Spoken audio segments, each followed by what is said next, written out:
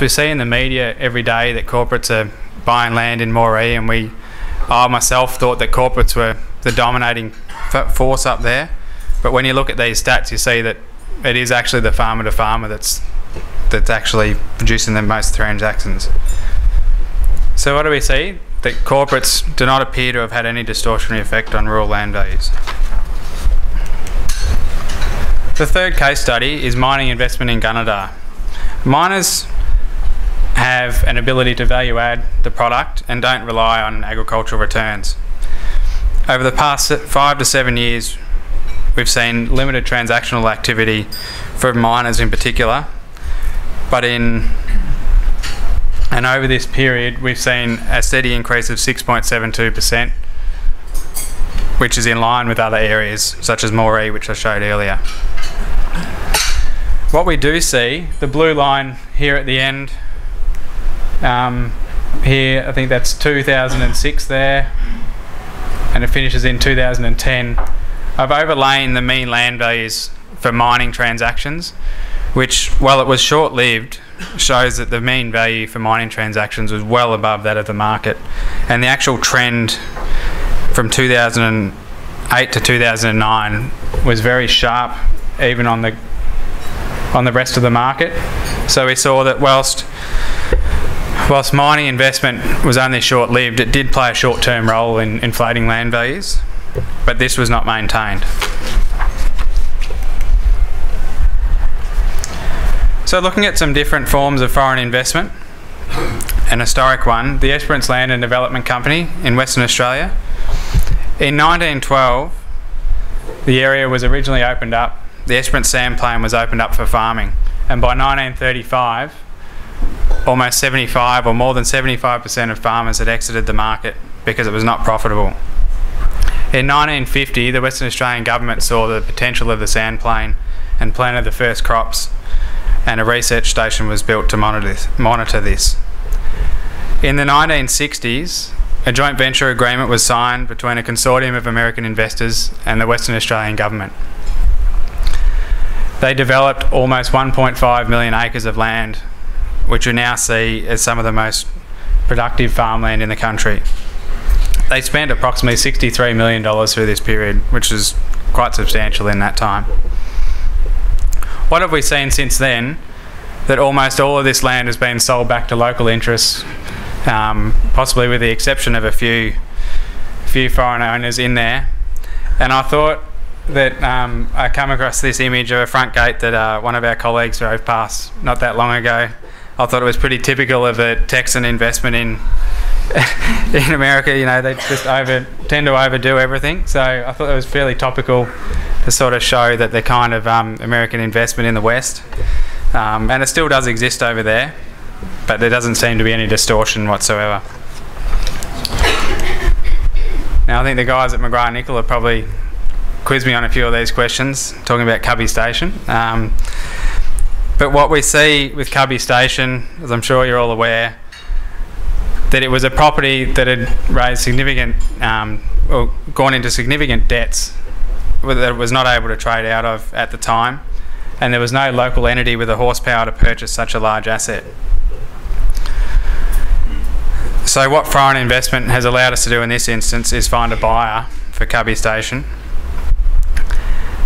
A new buyer, be it foreign owned or locally owned, is still governed by the same rules and regulations as any purchaser in Australia, including the water entitlements.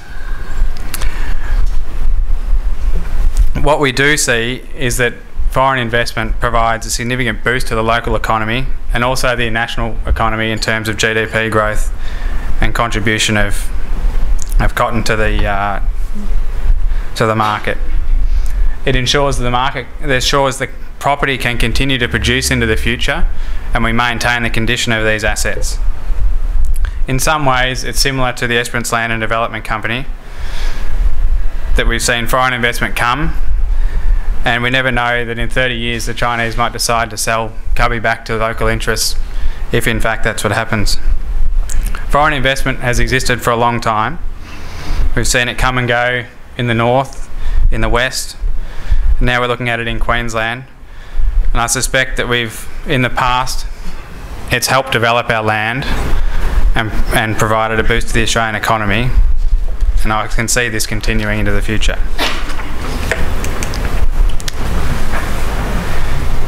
A foreign investment register is required. Whilst we have a favourable view to foreign investment, we think that it needs to be monitored and transparent to ensure the national interest of Australia, but ensuring we do not defer the investment into other developing countries. The World Bank has called for greater transparency in foreign investment.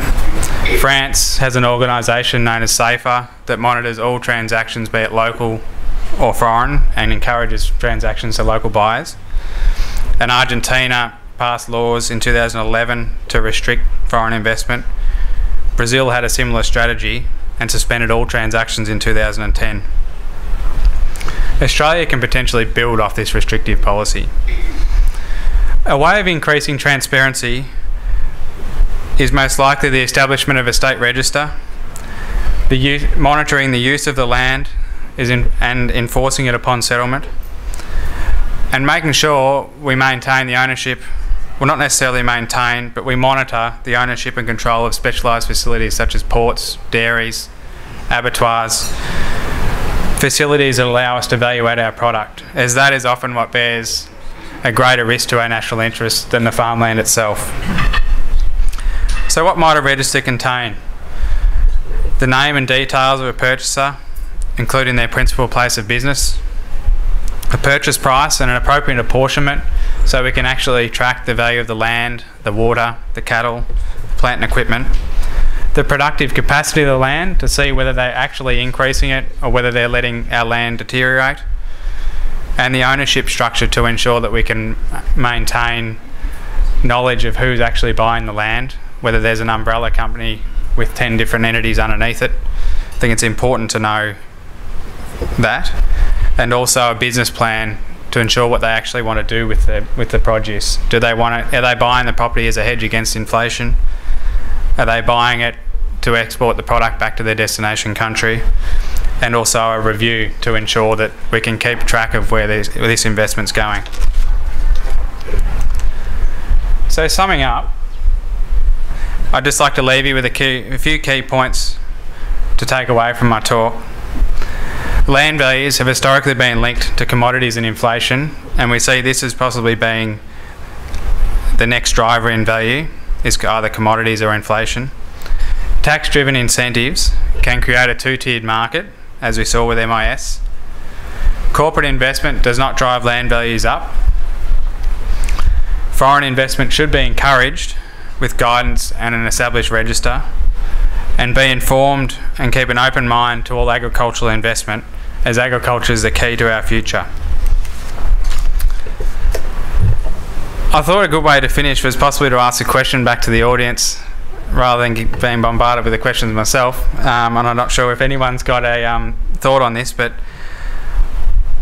I'd like to think about, we're all very interested in who is buying the farm, but have we stopped for a minute to think about who is selling the farm and why? I wonder if perhaps we're taking farmers' rights away from them by restricting foreign ownership, if that is the most financially advantageous and in many cases the only way to exit the industry.